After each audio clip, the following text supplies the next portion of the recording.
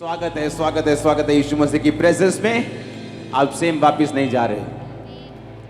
बैठ जाओ, जो भी आपके पास है, चेयर या नीचे। अपनी बाइबल को उठाओ, अंगीकार करो मेरे साथ। आराधना करूं मैं पूरे दिल से, मैं तुझे ढूंढूंगा। अपने हाथों को उठा के बोलो, मैं हूं यहां, खुदावंद मुझे यूज कर।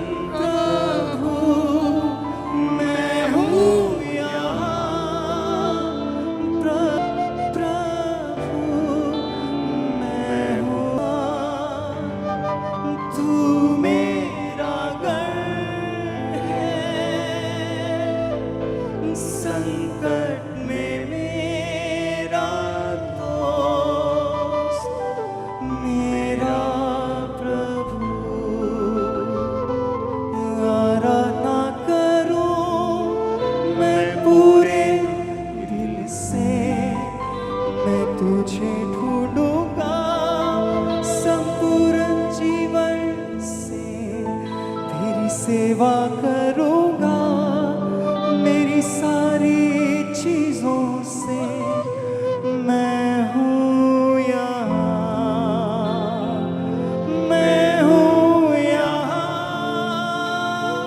प्रभु, मैं हूँ। प्रभु यीशु मसीह के सामर्थी नाम में हम मांगते हैं। आज का वचन आपको सेम नहीं रहने देगा। आप सेम वापस नहीं जा रहे हो।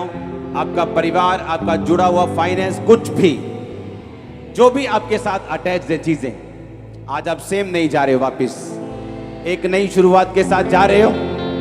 और ये प्रोफेसी है, ये वर्ड नहीं आमीन हो चाह तो ये आपकी है। हालेलुया, ऊंची आवाज में बोलो हालेलुया। आप तैयार हैं वचनों को सुनने के लिए? मैंने कहा था आप लंगड़े चलते हुए देखिए, आप अंधों को आंखें मिलते हुए देखिए, लेकिन अगर आपके पास वचन नहीं तो शैतान आपको घेर लेगा। पता है कि नहीं पता? अपनी आंखों के सामने मैंने कहा, चाहे आप लंगड़े चलते हुए देखिए। आपने हजारों टेस्टिमनी सुनी, आज आपने थर्सडे सुनी, आप हर संडे सुनते हैं, हाँ या ना?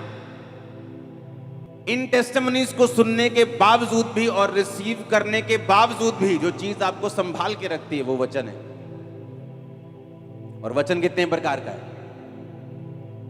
दो तरह का। एक है रेमा वचन, एक है लोगोस। रेमा वचन किसे बोलते हैं? जो परमेश्वर खास आपको देता है। जैसे मुझे दिया था, हे मेरे प्रिय भाइयों, हियाब बांधो, दृढ़ रहो, क्योंकि मसीह में की गई मेहनत कभी व्यर्थ नहीं जाती। आप मेरी बात समझ रहे कि नहीं? वो मेरा रेमा वचन था। अपने पड़ोसी को बोलो, तेरा रेमा वचन क्या है?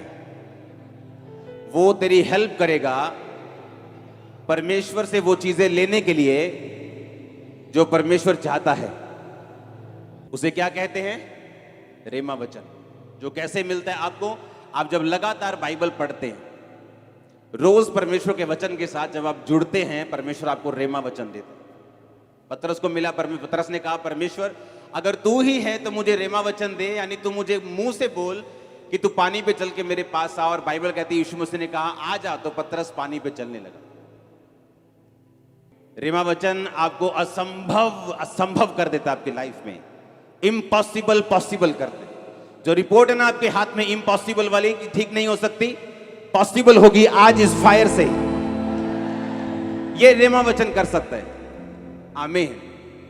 उसने मेरी लाइफ में किया जब मैं निराशा में था और लगता था कि यीशु मसीह से भी ये काम नहीं हो सकता, लेकिन परमेश्वर में चल रहा था कि चलते हैं, अब और कोई रास्ता नहीं है। मुझे जीवित परमेश्वर के बारे में मालूम है, यही वो जीवित परमेश्वर है जो मुझे मिला है।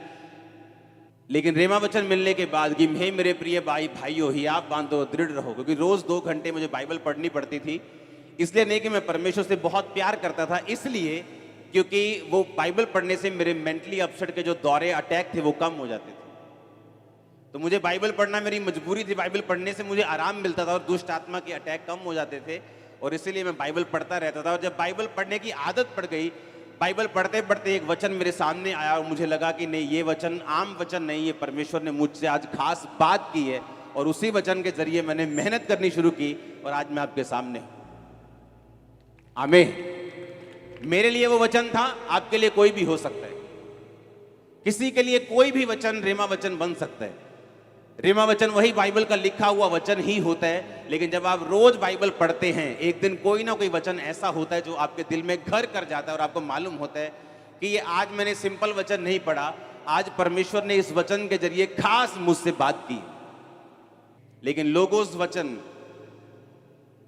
जो लिखा हुआ वचन है, उसे पढ़ना भी जरूरी है, क्योंकि शैतान रेमा से नहीं, वो लोगोस से हारता है।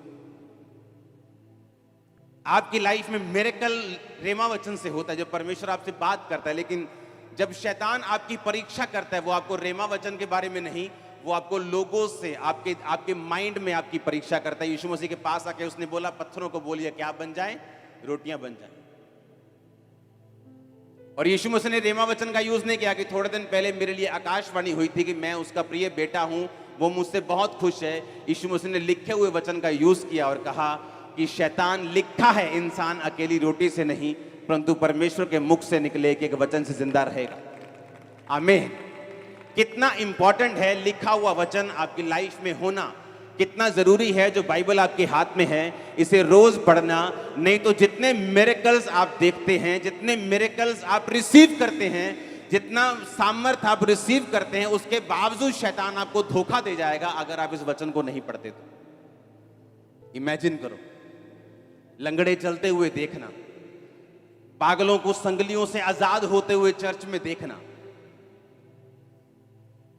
25 साल बाद प्रेगनेंसी देखना, लंगड़ों को चलते हुए देखना, बॉर्न क्रिपल को चलते हुए देखना, और फिर भी शैतान से धोखा खा जाना, क्योंकि हमें लगता है कि हम परमेश्वर को पूरी तरह से जानते हैं। लेकिन बाइबल कहती है परमेश्वर के कामों को जानना और परमेश्वर को जानना, ये दोनों अलग अलग चीजें। बाइबल कहती है उसने इजराइलियों पर अपने काम प्रकट किए और मूसा के ऊपर अपनी गति प्रकट की।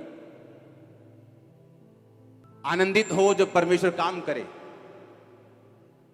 खुशी मनाओ जब वो गवाहियां दे। हम हर रोज प्रार्थना करते, परमेश्वर हमारी गवाहियों के टेस्टिमनीज के लेवल को बढ़ा और सामर्थ दे, और लंगड़े चलाने की और मुर्दों को जिलाने की। लेकिन साथ साथ हम ये भी ध्यान रखते हैं कि जिस चीज ने हमें संभाल के रखना है और शैतान से बचाना है और उस पर वार करने का हमें ताकत देनी है, वो परमेश्वर का वचन है। अपने पड़ोसी को बोलो, रोज पढ़ना है, आराम से, ध्यान से, फोकस से और आत्मा से इसे पढ़ना है। आमीन। अगर आप बाइबल को पढ़ने की आदत डाल लेंगे तो जब शैतान आपकी परीक्षा करने के लिए आएगा, आप उसे दबा देंगे अपने पैरों के नीचे। मैं आपको सच कह रहा हूं, क्योंकि जब वो अपने क्वेश्चंस के साथ आता है तो आपके माइंड में आता है। आपके माइंड में वो अजीब से क्वेश्चंस पैदा करता है, सवाल पैदा करता है, आपको अलग अलग तरह से वो टॉर्चर करने की कोशिश करता है, आपको पाप के फायदे दिखाने की कोशिश करता है, वो कई कुछ करने की कोशिश करता है। और अगर आपने सिर्फ लंगड़े चलते हुए देखें और वचन के बारे में आपको जीरो नॉलेज है तो आप फंस जाएंगे। इसीलिए मैं कहता हूं कि उस चर्च को अटेंड करो जहां परमेश्वर का वचन आपको गहराई से मिल रहा हो। वो जहां भी हो, आप जहां भी, जिस देश में मुझे सुन रहे हैं, अगर आप वचन में कच्चे रह गए तो शैतान के लिए आप एक इजी टारगेट हैं। उसे मालूम है कि उसे एक्सपीरियंस है, वो पुराना सांप है, उसे मालूम है आपको किस तरह से घेरना है। उसने यीशु मसीह के पास आके बड़ी बड़ी बातें नहीं की। उसे मालूम था कि 40 दिनों का यीशु मसीह भूखे हैं, तो उसने कहा कि अगर तू परमेश्वर का बेटा है तो पत्थरों को रोटियां बन जाएं, बोल दे। शैतान को मालूम है आपको क्या चाहिए। किसी की कमजोरी पैसा है, किसी की कमजोरी व्यभिचार है, किसी की कमजोरी कुछ है। उसे मालूम है आपकी कमजोरी क्या है। किसी की कमजोरी डर है, किसी की कमजोरी उसकी पढ़ाई है, किसी की कमजोरी उसका बिजनेस है, किसी की कमजोरी उसके रिश्तेदार हैं। शैतान को मालूम है आपकी कमजोरी क्या है, और अगर आप वचन में कच्चे हुए, वो आप ही की कमजोरी को आप ही के खिलाफ यूज करेगा और आपको गिरा देगा। और वचन आपको ताकत देता है अपनी कमजोरियों के ऊपर ओवरकम करने के लिए। वचन आपको ताकत देता है अपने पाप के ऊपर कब्जा करने के लिए। इसलिए परमेश्वर ने कहा, अपने शरीर को शैतान के हाथों में और पाप के हाथों में नहीं सौंपो, अपने अंगों को धर्म के हथियार होने के लिए परमेश्वर के हाथों में सौंप दो। एक बार जरा जोरदार हालेलुया बोल दो जरा। आमीन। इसलिए अगर आप वचन से प्यार करते हैं, इसको रोज पढ़ते हैं, ये आपके मोबाइल में होना चाहिए, जिस तरह फेसबुक आपके मोबाइल में है। ये आपके घरों के ऊपर टंगा हुआ होना चाहिए। आपके फेवरेट वर्ड्स, आपके रेमा वचन, वो वचन जो आपके दिल को अट्रैक्ट करते हैं, जो वचन आपके दिल को अच्छे लगते हैं, आपको मालूम है कि कहीं परमेश्वर मुझसे इन वचनों के जरिए बात कर रहा है। ये आपकी गाड़ियों पे लगे होने चाहिए, ये आपकी साइकिल पे लगा होना चाहिए, आपके बाइक पे लगा होना चाहिए, आपके घर पे लगा होना चाहिए, आपके नौकरी वाले स्थान पे, आपके बिजनेस पे, आपके घर पे, आपके घर के दरवाजों पे ये लगा होना चाहिए। इसी ने आपको बचाना है। जो कुछ आप ले भी रहे हो ना खुदा से, अगर आपने कैंसर से हीलिंग ले ली है, इसको संभाल के भी वही वचन हेल्प करेगा कि आप रख सकें। इतना जरूरी है परमेश्वर के वचन को पढ़ना और इसे समझना। आमीन। परमेश्वर ने इतिहास में बहुत से लोगों को ब्लेसिंग दी है, बहुत से लोगों को मसा दिया है, बहुत से लोगों को पदवियां दी हैं, लेकिन बाइबल कहती है कुछ लोग उसे संभाल पाए और कुछ लोग उसे नहीं संभाल पाए। दूसरा शमूएल 1 उसकी 1 से 16 और पहला शमूएल 15 उसकी 1 से 3 आप नोट करो सबसे पहले इन वर्सेस को। दूसरा शमूएल 1 उसकी 1 से 16 आयत को हम पढ़ेंगे। शाऊल के मरने के बाद जब दाऊद अमालेकियों को मारकर लौटा तो दाऊद को सिकलग में रहते हुए 2 दिन हो गए। तब तीसरे दिन ऐसा हुआ कि शाऊल की छावनी में से एक पुरुष कपड़े फाड़े सिर पर धूल डाले हुए आया, और जब वह दाऊद के पास पहुंचा तो भूमि पर गिरा और उसे दंडवत किया। दाऊद ने उससे पूछा, तू कहां से आया है? उसने कहा, मैं इजरायली छावनी में से बच के आया हूं। दाऊद ने उससे पूछा, वहां क्या बात हुई, मुझे बताओ। उसने कहा कि लोग रणभूमि छोड़कर भाग गए हैं, बहुत लोग मर गए हैं, शाऊल और उसके पुत्र योनातन भी मारे गए हैं। दाऊद ने उसको समाचार देने वाले से पूछा, तू कैसे जानता है कि शाऊल और उसका पुत्र योनातन मर गए? समाचार देने वाले जवान ने कहा, संयोग से मैं गिलबो पहाड़ पर था तो क्या देखा कि शाऊल अपने भाले की टेक लगाए हुए है। मैंने देखा, उसका पीछा किया। फिर मैंने यह भी देखा कि उसका पीछा किए हुए रथ और सवार बड़े वेग से दौड़े आ रहे हैं।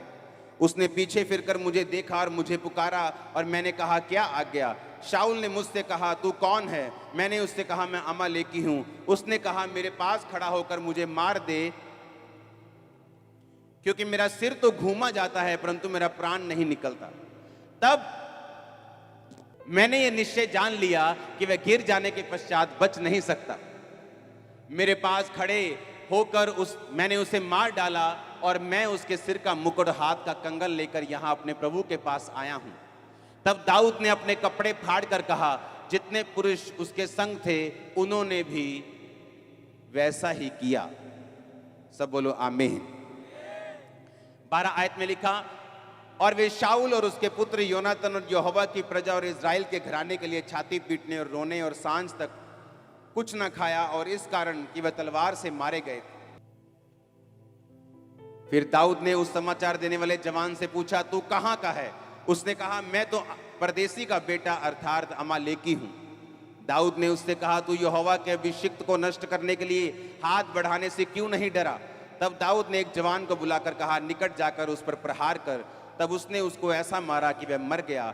और दाऊद ने उससे कहा, तेरा खून तेरे ही सिर पर पड़े, क्योंकि तूने ये कहकर अपने विरुद्ध साक्षी दी है कि मैंने यहोवा के अभिषिक्त को मार डाला है। अब ध्यान से समझना, जिस व्यक्ति ने शाऊल को मारा, 8 आयत को पढ़ेंगे। जब दाऊद ने पूछा, तू कौन है, तू कहां से आया है? उसने पता क्या कहा? कौन है वो? कौन है? कहता, मैं अमालेकी हूं। पहला शमूएल 15 उसकी 1 से 3। शमूएल ने यानी भविष्यद्वक्ता ने शाऊल से कहा, यहोवा ने अपनी प्रजा इजराइल पर राज्य करने के लिए तेरा अभिषेक करने को मुझे भेजा था, इसलिए अब यहोवा की बातें सुन ले। सेनाओं का यहोवा यूं कहता है कि मुझे याद है कि अमालेकियों ने इजराइलियों से क्या किया। जब इजराइली मिस्र से आ रहे थे तब उन्होंने मार्ग में उनका सामना किया। इसलिए अब जाकर अमालेकियों को मार, जो कुछ उनका है उसे बिना कोमलता किए नष्ट कर, क्या पुरुष, क्या स्त्री, बच्चा, दूध पीता, क्या गाय, बैल, भेड़, बकरी, क्या ऊंट, क्या गधा, सबको मार दे।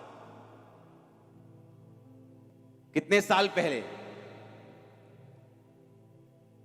कुछ साल पहले परमेश्वर ने कहा, मैंने तेरा अभिषेक किया, अब तो एक बात सुन, जाके अमालेकियों को फिनिश कर दे। और बाइबल कहती, जब वो अमालेकियों को मारने के लिए गया तो दयालु बन गया।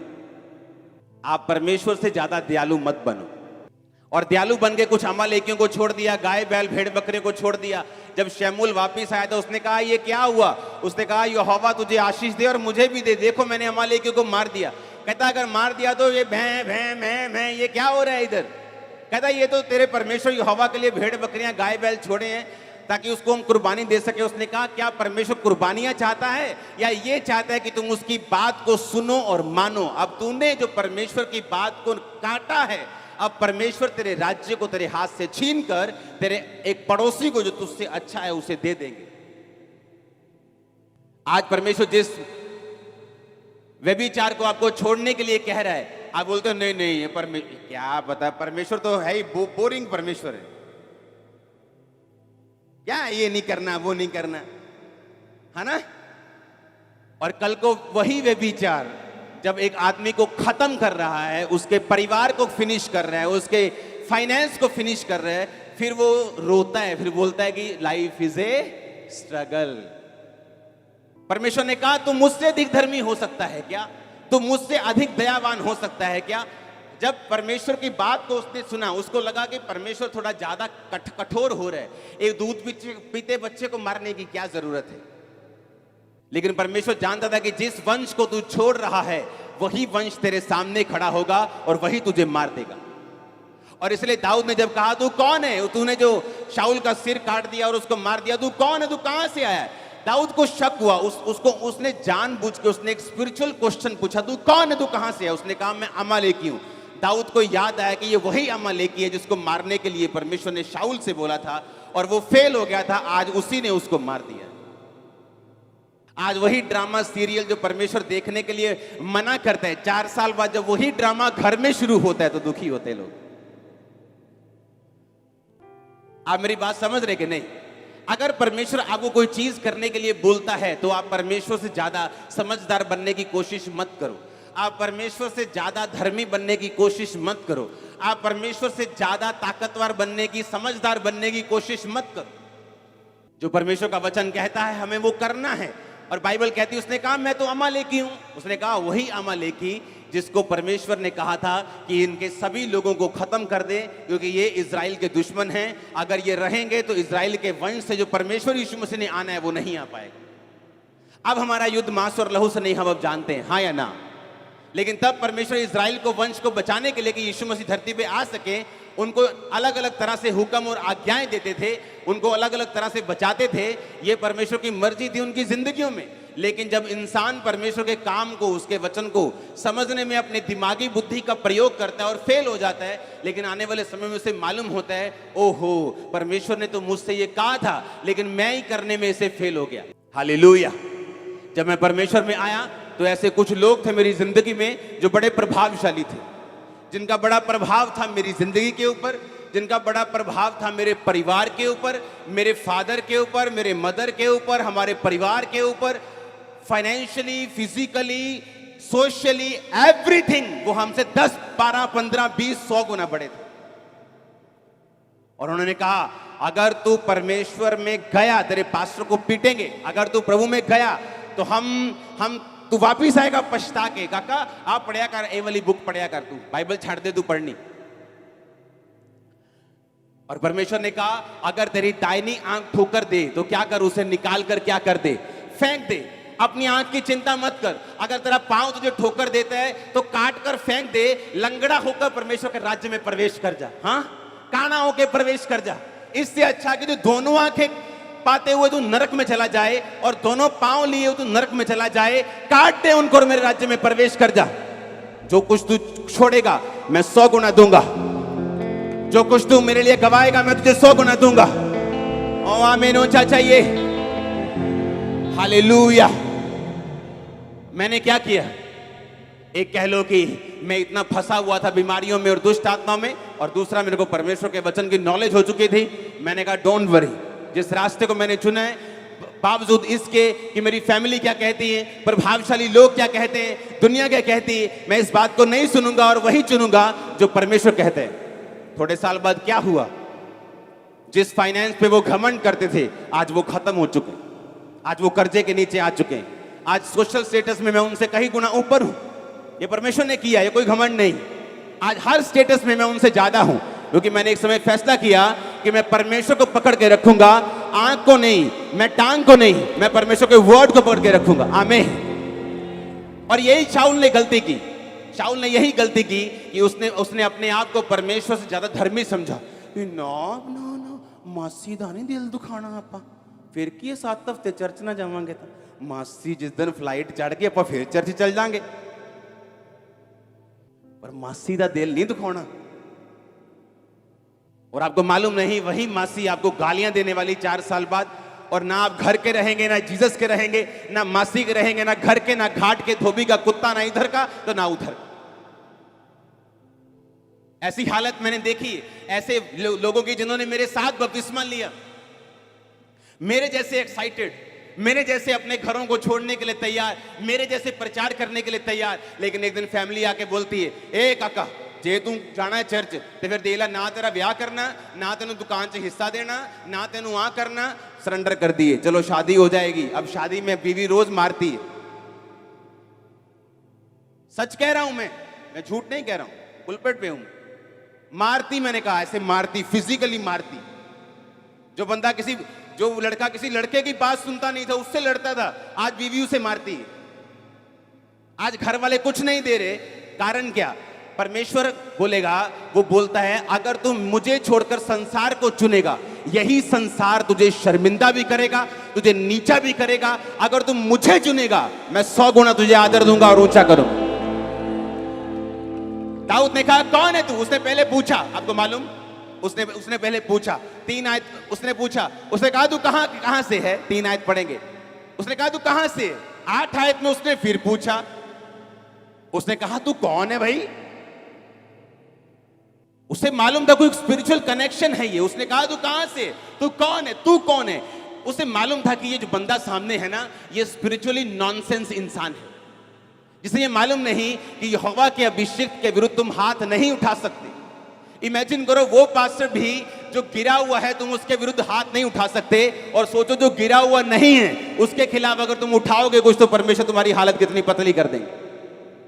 इमेजिन करो, जो गिरा हुआ है उसके खिलाफ परमेश्वर बोलने नहीं देते, उसके खिलाफ एक्शन लेने नहीं देते, और सोचो जो खड़ा हुआ है, जो गिरा हुआ नहीं है, उसके खिलाफ कोई बोलेगा तो परमेश्वर क्या हालत करेंगे।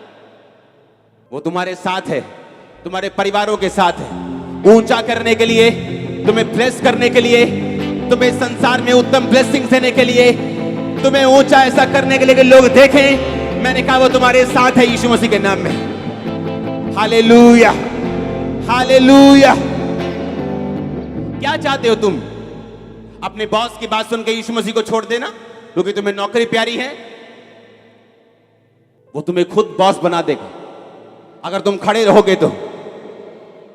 आज वो लोग जो प्रभाव रखते थे, आज खुद परमेश्वर में आना चाहते हैं, क्योंकि मैं खड़ा रहा, परमेश्वर, मैं खड़ा रहा, मेरा परिवार मेरे पीछे आया, लोग मेरे पीछे आए, अब वो पीछे आए, क्योंकि ये रीजन था।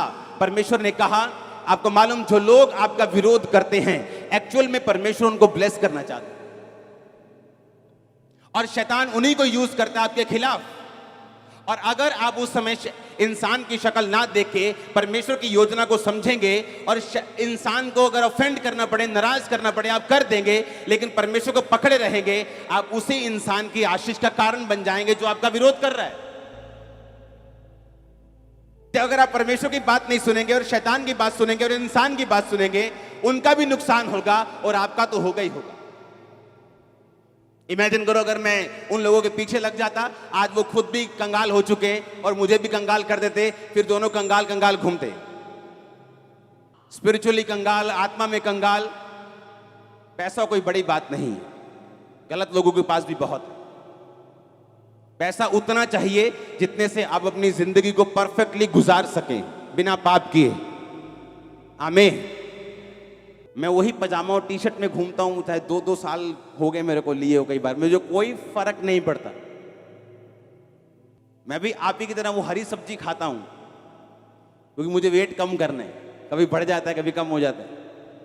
हालेलुया। चिंता मत करो पैसों की, परमेश्वर की चिंता करो। तुम्हारे पैरों के नीचे होगा पैसा, मैं आपको बता रहा हूं। तुम चलोगे ना, परमेश्वर बिछा देगा उसको। आप मेरी बात समझ रहे हो कि नहीं? आपको ये प्रूफ करना होगा कि आप उसकी संतान हैं, आप उसके सन हैं, आप उसके रियल डॉटर हैं। आपको अपने कर्मों से प्रूफ करना होगा। याकूब कहता है कि तुम अपने विश्वास को बिना कर्मों के दिखाओ। तुम बोलते हो मैं विश्वासी हूं, बिना बिना कर्मों के तुम नहीं। कहता मैं अपने विश्वास को कर्मों के द्वारा दिखाऊंगा। यानी जो कर्म नहीं करता वो विश्वासी नहीं। आपके कर्म बताते हैं, परमेश्वर में लिया गया स्टैंड बताते हैं। जो चीज परमेश्वर आपको आज मना कर रहा है वो आपको दुखी कर सकती है, वो आपको नाराज कर सकती है, आपको थोड़ी मुश्किल में, दुविधा में डाल सकती है, लेकिन याद रखो वो आपके लिए लाइफ सेविंग रेमेडी है। अगर शाऊल इस बात को समझता कि परमेश्वर ने क्यों अमालेकी दूध पीते बच्चे को भी नाश करने के लिए क्यों बोला, तो वहां वो मरता ना। मैं आपको गारंटी देता हूं। आप प्रभु से ज्यादा धर्मी मत बनिए, परमेश्वर से ज्यादा आप चालाक मत बनिए, प्रभु से ज्यादा समझदार मत बनिए। उसको मालूम है कि फ्यूचर में शैतान आपके लिए क्या रखे बैठा है, और परमेश्वर को यह भी मालूम है कि वो फ्यूचर में आपको क्या देना चाहता है। आप मेरी बात समझ रहे कि नहीं?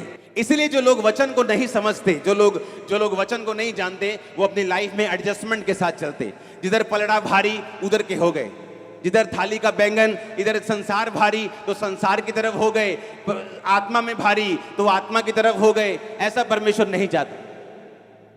वो चाहता है जो स्टैंड आपने लिया है, जो जिस बात पे आप विश्वास करते हैं उस पे खड़े रहें, परमेश्वर के वचन पे अड़े रहें, ताकि आप गवाहियों के साथ वापस आ सके। मैं आपको अनॉइंट करता हूं, मैं आपको मसा करता हूं, आप टेस्टिमनीज के साथ वापस आ सके। मैंने कहा मैं आपको अनॉइंट करता हूं। आमीन हो। चाहिए बरकत आपकी है चर्च। हालेलुया। आप इन बातों को समझ रहे कि नहीं? एक वर्शिपर लड़की को परमेश्वर ने कहा कि तुम मैरिज मत कर। एक पास्टर उसको मिला उसकी लाइफ में, वो भी सेवा करता था, वो भी सेवा करती थी। उसने प्रभु को मनाना शुरू किया, प्रभु वो भी सेवा करता, मैं भी सेवा कर दी, तो इकट्ठे ही बचा लांगे अपन रूमान।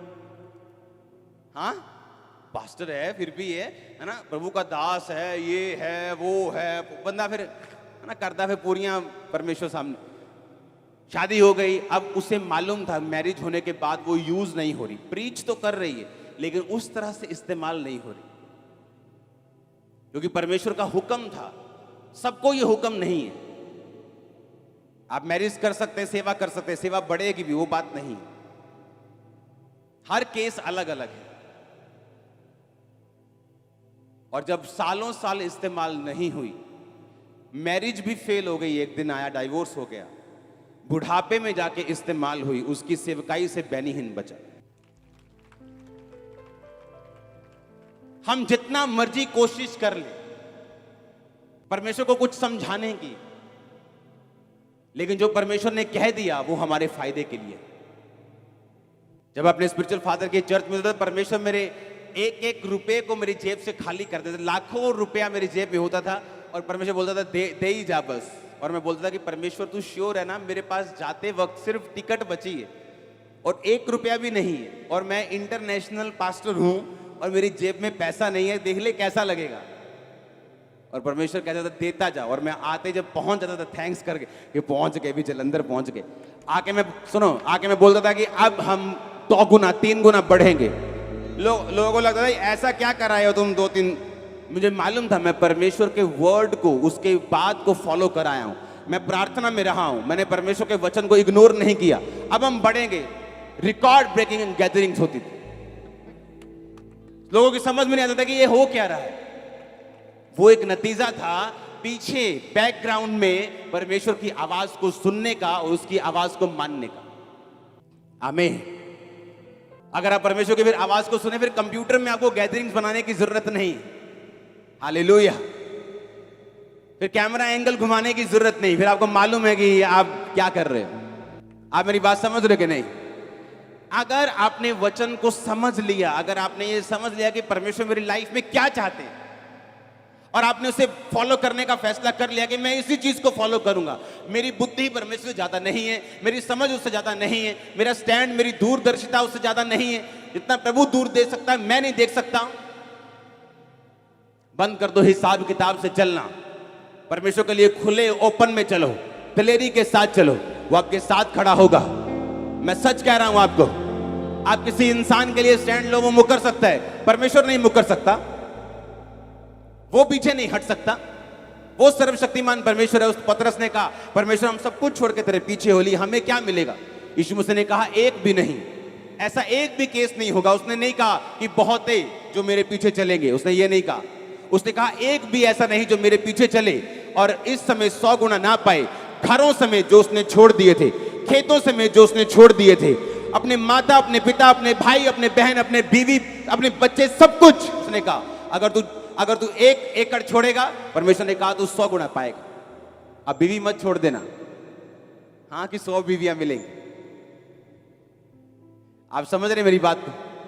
उसने कहा जो कुछ तू छोड़ेगा मैं तुझे कितना दूंगा।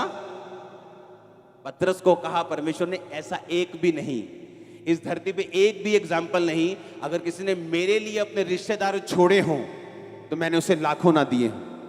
आप मेरे रिश्तेदार नहीं है क्या? बहुत लोग, आप जितने पुराने मेंबर है सब मेरी मैरिज पे आए थे। हाँ, मेरे रिश्तेदारों को बताना पड़ रहा था, यार ही रिश्तेदार हैं यार, सानू जालन। और कलीसिया आ रही थी, ओए हट जा वॉलंटियर, क्योंकि शक्ल देखी है वॉलंटियर ने कि ये रिश्तेदार हैं असली वाले। हालेलुया। आप समझ रहे बात को? परमेश्वर ने कहा जो कुछ तू मेरे लिए छोड़ देगा मैं तुझे 100 गुना दूंगा। तू मेरे लिए स्टैंड लेगा, मैं तेरे साथ चलूंगा। आमीन। और ये गलती किसने की? शाऊल ने। उसे परवाह थी लोग क्या कहेंगे, उसे परवाह थी, उसे लगता था कि मैं ज्यादा समझदार हूं, मैं राजा हूं, मुझे थोड़ी दया आती, मैं दयावान हूं। दूध पीते बच्चों को छोड़ देते, ये छोटे बच्चों को छोड़ देते, इनका क्या कसूर है, इन्हें छोड़ देते हैं। और बाइबल कहती है उसने बहुतों को छोड़ा और परमेश्वर के वचन को एग्जैक्टली फॉलो नहीं किया, और वही उठा और वही अमालेकी कुछ साल में जवान होकर उसी के सिर को काटने वाला बन गया। वो व्यभिचार जो आज आपकी लाइफ में है, आज छोड़ना होगा। वो चोरी की आदत आज छोड़नी होगी, वो कमी आज छोड़नी होगी, वो डर आज छोड़ना होगा, वो अंगीकार आज करना होगा। कल को उसे बड़ा मत करो, सांप को बड़ा मत करो, उसे अजगर मत बनाओ। आज तो वो काट रहा है, कल वो निगल लेगा अगर आप उसको बड़ा करेंगे। परमेश्वर नहीं चाहता। वो कोई भी चीज जो आपको करने के लिए कहता है उसमें आपका फायदा है। जो भी चीजें वो आपको करने के लिए कहता है वो आपको बचाने के लिए है, आपके परिवार को सेव करने के लिए है, आपके राज्य को स्थिर करने के लिए है। आमीन। ऊंचा ये बरकत तुम्हारी है चर्च। Hallelujah, hallelujah. उसने कहा मैं तो अमालेकी हूं। दाऊद ने कहा अब मुझे समझ आया, तू अमालेकी है। और शाऊल का प्राण नहीं निकल रहा था क्योंकि उसका प्राण निकलना नहीं था, उसने मरना नहीं था। परमेश्वर ने अमालेकी को भेजा कि वही अमालेकी जो तूने मारने से मना कर दिया था अब तेरे प्राण को लेगा। हालेलुया। किस चीज को पाल रहे हैं हम? क्या वो डर है? क्या वो रिश्तेदारों का डर है? क्या वो समाज का डर है? क्या वो व्यभिचार है? क्या वो पाप है? क्या वो शराब है? आज के 2 पैकल की तो बोतल बन जाएंगे, क्या वो है? वो क्या है? वो कौन सी आदत है? वो कौन सा सांप है? वो कौन सी गलती है जो आप कर रहे हैं? आज ही फिनिश कर दो, आग में जला के वापिस जाओ और 3 साल में, अगले 5 साल में, 10 साल में अपनी लाइफ की टॉप पोजीशन पे आप होंगे। मैं ये प्रोफेसी कर रहा हूं आपके लिए यीशु मसीह के नाम में। Hallelujah, hallelujah. मैंने इसी चर्च के लोगों को देखा है जो पवित्रताई में चले, जिन्होंने सामर्थ में विश्वास किया, हाई पोजीशंस के ऊपर बैठे हुए। आम से लोग बन के एंट्री की थी चर्च में, आज उनकी लाइफ चेंज हो चुकी है, परिवार चेंज हो चुके हैं, स्टेटस चेंज हो चुके हैं, फाइनेंस बदल चुके हैं, सब कुछ चेंज हो चुके हैं। Hallelujah, hallelujah. ऐसे लोग जो टेस्टिमनी देते हैं कि जब हम चर्च में आए, क्योंकि बहुत कम लोगों से मेरा मिलना होता है, कि जब हम चर्च में आए हम फाइनेंशियली पूरी तरह से ब्रोक थे, लेकिन आज हमारे पास इतनी ब्लेसिंग है, इतनी ब्लेसिंग है, इतनी ब्लेसिंग है, हमारे बैंक्स भरे हुए हैं। इसी चर्च के मेंबर्स सिर्फ फॉलो किया कि हम 4 साल से फॉलो कर रहे हैं, हम 5 साल से फॉलो कर रहे हैं। जो परमेश्वर करने के लिए बोलता है उसका रिजल्ट बाद में आता है। वो आपको प्रार्थना करने के लिए बोलता है, पाप छोड़ने के लिए बोलता है, बोने के लिए बोलता है। एकदम से आपकी लाइफ में रिजल्ट नहीं आता, लेकिन वो धीरे धीरे रिजल्ट आता है। लेकिन जब आता है तो पक्का आता है। जब वो घर बनाता है चट्टान के ऊपर तो वो सदा के लिए होता है, वो टेम्परेरी नहीं होता। आप उस घर में रहेंगे, आपके बच्चे रहेंगे, आपके पोते रहेंगे। आप मेरी बात समझ रहे कि नहीं? मैं ईंटों वाले घर की बात नहीं कर रहा हूं, मैं आपकी लाइफ के घर की बात कर रहा हूं। उस फाउंडेशन की बात कर रहा हूं जो आप परमेश्वर के वचन से अपनी लाइफ के लिए बना रहे हैं और अपने परिवार के लिए बना रहे हैं। आमीन, आमीन। दाऊद अपनी लाइफ के पूरी उम्र तक बुढ़ा होके, रिटायर होके, परमेश्वर में सो के गया। उसकी गद्दी से उतारने वाला दाऊद को कोई जन्मा नहीं था। क्यों? हर वक्त परमेश्वर की बात को सुनता था। उसने गलती भी की, उसको सजा भी मिली, लेकिन परमेश्वर की हुजूरी में जाना उसने नहीं छोड़ा। परमेश्वर की प्रेजेंस में गया, माफी को मांगा, हमेशा खुदाबंद की प्रेजेंस में रहता था। और बाइबल कहती है रिटायर होके गया। एक राजा का रिटायर होना, 66 लड़ाइयां लड़ना और 66 जीतना, इकोनॉमी का फिर भी ना गिरना और फिर भी रिटायर होके जाना, एक भी गलत योजना का उसके खिलाफ पास ना होना, ये परमेश्वर का हाथ था उसके सिर के ऊपर, जो मैं आप लोगों के सिर के ऊपर देख रहा हूं, जो मैं आपके परिवार के सिर के ऊपर, आपके फाइनेंस के सिर के ऊपर देख रहा हूं। आमीन। ऊंचा ये बरकत आपकी है चर्च। कुछ भी हो जाए, बोलो पड़ोसी को, कुछ भी हो जाए, उसके वचन को मत छोड़ना। आमीन। अब मुझे एक क्वेश्चन का आंसर तो जब शाऊल ने अमालेकियों को नहीं मारा और परमेश्वर ने कहा आज से तू राजा नहीं, क्या उसी दिन से वो राजा हट गया था गद्दी से? अगले साल, उससे अगले साल नहीं, लंबे समय तक फिर भी वो उस गद्दी पे रहा। 14-15 साल तक रहा होगा और परमेश्वर की आंखों में वो राजा नहीं था। पर दुनिया के निगाह में वो क्या था? आज दुनिया की निगाह में लोग पास्टर हैं, प्रॉफिट है, लेकिन परमेश्वर की निगाह में नहीं है, प्रभु की निगाह में नहीं है। मैं आपको बता रहा हूं, लोगों की निगाह में है, क्योंकि लोगों को मालूम नहीं। प्रजा के लिए वो शाऊल अभी भी राजा था, अभी भी राजा था, लेकिन परमेश्वर की निगाह में वो राजा नहीं था। आप जब कोई गलत काम करते हैं, पाप करते हैं, आपकी एकदम से ब्लेसिंग्स उड़ नहीं जाती, एकदम से अगले दिन आप लंगड़े नहीं हो जाते, लेकिन आप अपनी डिस्ट्रक्शन की, अपनी तबाही की तैयारी कर रहे होते। आपको लगता है कि नहीं, थोड़ा हिसाब से चलना चाहिए, लेकिन परमेश्वर को मालूम है वो आपको बचाना चाहता है, वो आपको सेव करना चाहता है, वो आगे देख सकता है, उसे मालूम है आगे क्या है। आमीन। अपने हाथों को उठाओ, ऊंची आवाज बोलो थैंक यू जीसस। फिर से ऊंची आवाज में बोलो ये वचन मैं मानता हूं, तुझे फॉलो करने का वायदा करता हूं। मांगो ऊंची आवाज में थैंक यू जीसस बोलते हुए। हमारे YouTube चैनल को सब्सक्राइब करें ताकि आप परमेश्वर के गहरे वेदों को जान सकें कि कैसे आप परमेश्वर में बढ़ सकते हैं, कैसे आप दुष्ट आत्माओं से, नशों से, बीमारियों से और वंशों के श्रापों से आजाद हो सकते हैं।